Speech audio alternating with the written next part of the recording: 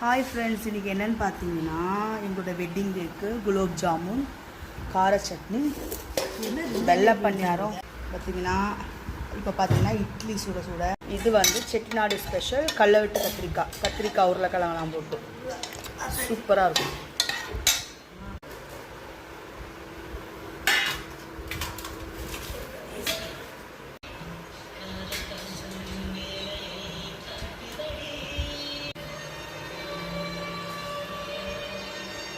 ஊற்றிடுவா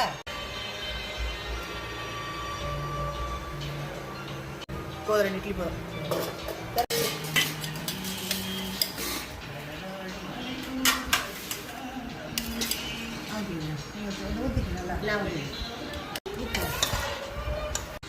தள்ளிப்பேன்